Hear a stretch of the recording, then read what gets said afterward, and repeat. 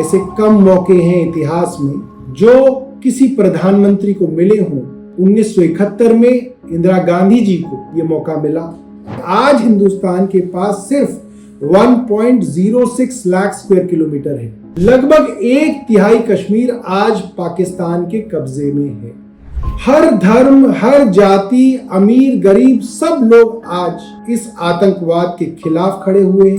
एक इशारा अगर केंद्र सरकार कर दे तो हमारी फौज पीओके के ऊपर तिरंगा लहराने के लिए सक्षम है। मैं आश्वस्त करना चाहता हूं भारत की सरकार को।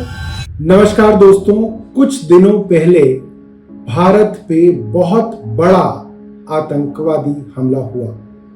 यह हमला कश्मीर के पहलगाम में हुआ, जहां पे हजारों की संख्या में भारत से लोग कश्मीर घूमने जाते थे। ऐसी जगह पर आतंकवादियों ने चुन चुन के करीब 26 लोगों की हत्या कर दी। कुछ परिवार तो ऐसे थे जहां पे शादी आज से चंद दिन पहले हुई थी और हनीमून मनाने वो लोग कश्मीर गए थे।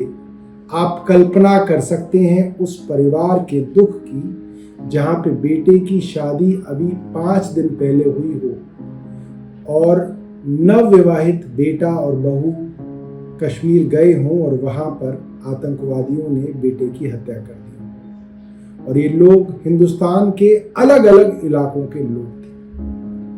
इस आतंकवादी हमले को एक अलग हमले की तरह भी देखा जा रहा है, क्योंकि अब से पहले आतंकवादी कभी भी टूरिस्ट या पर्यटकों पर हमला नहीं करते थे, क्योंकि ऐसा माना जाता है कि कश्मीरी लोगों की रोजी रोटी ज्यादातर टूरिस्ट के ऊपर आश्रित होती है।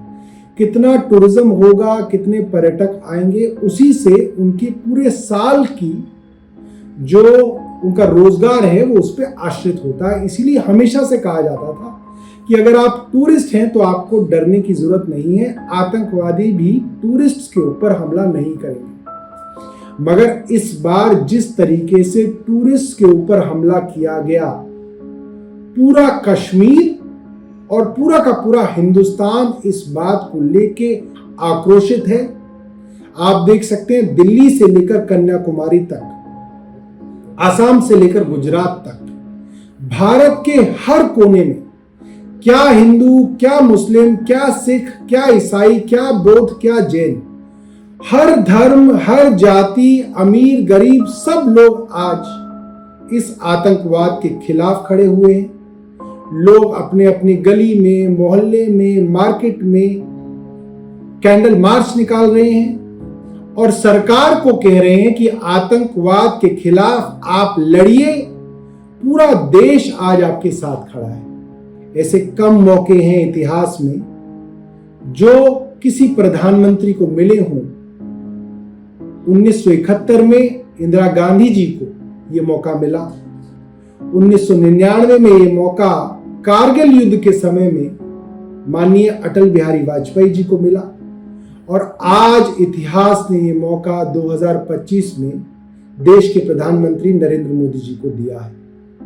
यह मौका है पाकिस्तान को सबक सिखाने का। आज हम सब लोग जानते हैं, सारी दुनिया जानती है, हमारी इंटेलिजेंस एजेंसीज जानती हैं कि अगर कोई जगह है जहां पे टेररिस्ट आतंकवादियों के ट्रेनिंग कैंप्स हैं तो वो पीओके है, पाकिस्तान ऑक्यूपाइड कश्मीर। अगर लॉन्च पैड है तो वहां पे है, ट्रेनिंग कैंप है वहां पे है। टेररिस्ट को जो पूरा रेडिकलाइज किया जाता है वो पीओके में किया जाता है। और जब हिंदुस्तान आजाद हुआ तो पूरा का पूरा कश्मीर हिंदुस्तान का था। ये बात भारतीय जनता पार्टी भी हमेशा से कहती आई है कि कश्मीर करीबन 2.22 लाख स्क्वायर किलोमीटर का एरिया था। उसमें से आज हिंदुस्तान के पास सिर्फ 1.06 लाख स्क्वायर किलोमीटर है और इसका एक बड़ा हिस्सा यानी कि 72,000 स्क्वायर किलोमीटर से ज्यादा का एरिया, लगभग 1/3 कश्मीर आज पाकिस्तान के कब्जे में है। और ये वो पाकिस्तान के कब्जे वाला कश्मीर है जिसको पीओके कहा जाता है, पाकिस्तान ऑक्यूपाइड कश्मीर कहा जाता है, पाकिस्तान अधिकृत कश्मीर कहा जाता है। और सभी टेररिस्ट की ट्रेनिंग, रेडिकलाइजेशन, हथियारों की ट्रेनिंग कैंप्स, सब कुछ यहां पीओके में है। तो आज हिंदुस्तान की सरकार के पास मौका है कि पाकिस्तान से इस पीओके को छीना जाए। और मैं इस देश की सरकार को आश्वस्त करना चाहता हूं कि पूरा देश आपके साथ खड़ा है।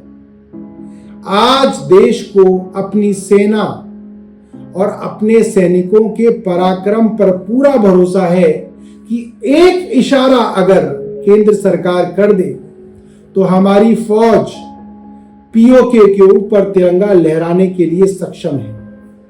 तो हम सरकार से ये उम्मीद करेंगे कि जो मौका सरकार को आज इतिहास ने दिया है, सरकार उसमें पीछे नहीं हटेगी। सरकार को निर्णायक कदम उठाने की जरूरत है। सरकार को आज ये फैसला करना चाहिए कि पाकिस्तान ऑक्यूपाइड कश्मीर यानी कि पीओके जो हिंदुस्तान का था, पाकिस्तान ने जबरदस्ती जिस पे कब्जा कर रखा है, उस पीओके को हमें हिंदुस्तान में वापस छीनना चाहिए।